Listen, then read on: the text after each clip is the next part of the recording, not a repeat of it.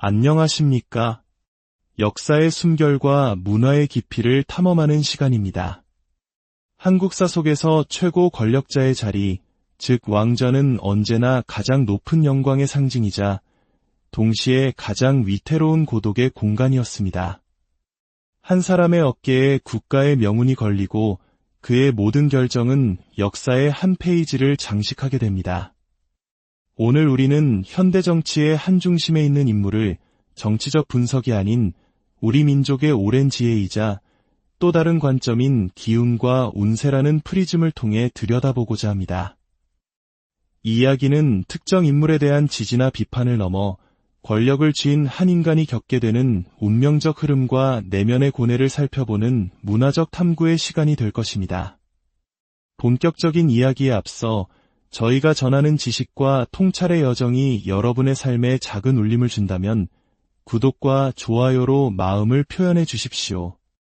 여러분의 응원은 저희가 더 깊이 있는 이야기를 만들어 나가는데 가장 큰 힘이 됩니다.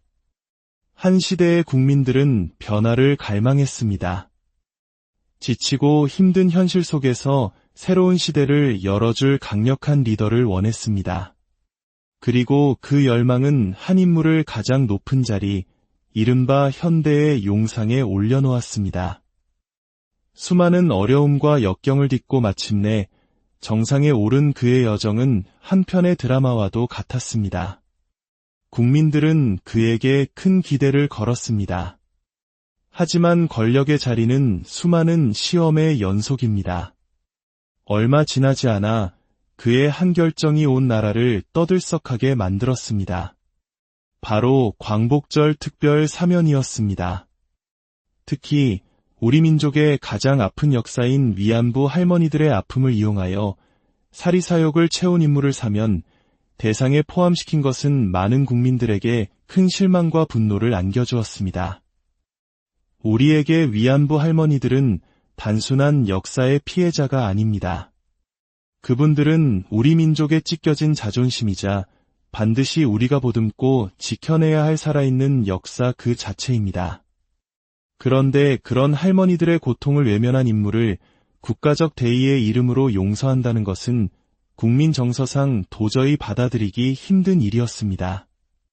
마치 부모의 아픔을 자식이 외면하는 것과 같은 배신감이었을 겁니다.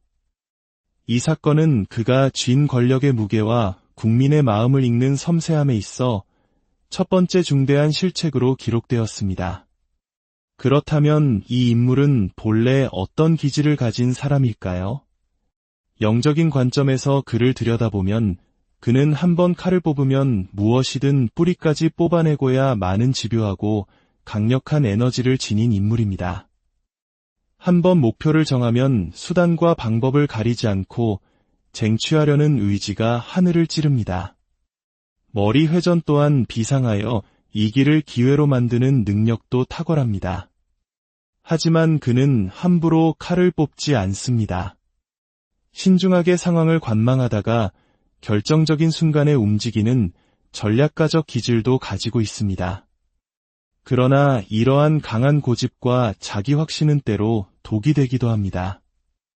특히 권력의 정점에 오르면 세상이 모두 자신의 뜻대로 움직이는 것처럼 보이는 착각에 빠지기 쉽습니다.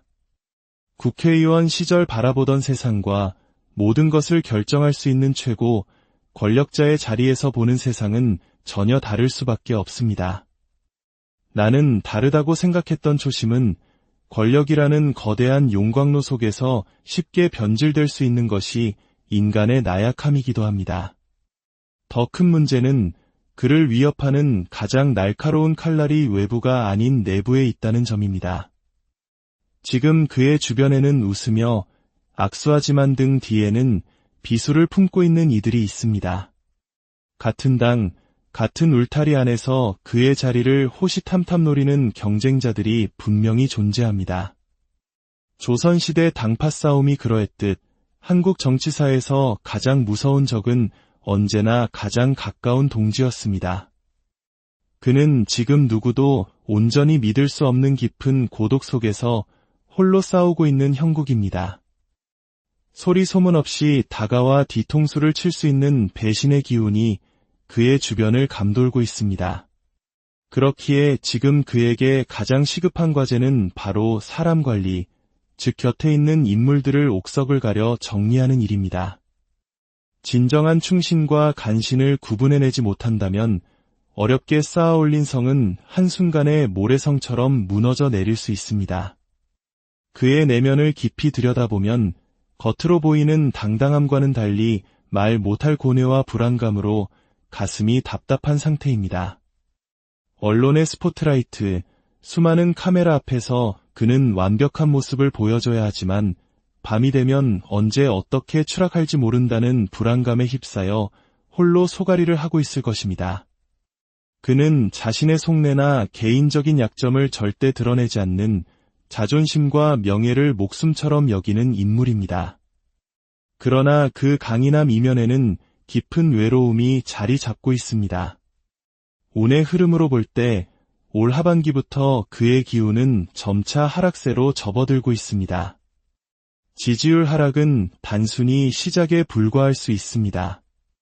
내년과 내후년으로 갈수록 운의 파도는 더욱 거세질 것으로 보입니다. 예상치 못한 구설수에 휘말리거나 과거의 일들이 발목을 잡아 법적인 문제, 즉 관제 소송에 휘말릴 가능성도 보입니다. 믿었던 사람에게 배신을 당하고 하지 않은 일로 오해를 받아 사면초가에 빠지는 힘든 시기가 예견됩니다. 국민들의 힘으로 왕좌에 올랐지만 이제 그 국민들의 마음이 조금씩 떠나가고 있습니다. 한번 돌아선 민심을 되돌리는 것은 천하를 얻는 것보다 어렵습니다. 결국 한 나라의 지도자의 운명은 그 자신의 능력과 의지만으로 결정되는 것이 아닙니다. 시대의 흐름과 하늘의 뜻, 그리고 가장 중요한 민심의 향방에 달려 있습니다. 그는 지금 인생에서 가장 중요한 기로에 서 있습니다. 이 거대한 시련의 파도를 넘어 진정한 지도자로 거듭날 것인가, 아니면 역사의 뒤안길로 쓸쓸히 사라질 것인가. 그가 앞으로 어떤 선택을 하고 어떻게 자신을 둘러싼 위기를 관리하며 무엇보다 국민의 마음을 어떻게 다시 얻을 것인지 우리 모두는 역사의 증인으로서 지켜보게 될 것입니다. 권력의 정상에서 부는 바람은 이토록 차갑고 매섭습니다. 오늘의 이야기는 여기까지입니다. 들어주셔서 감사합니다.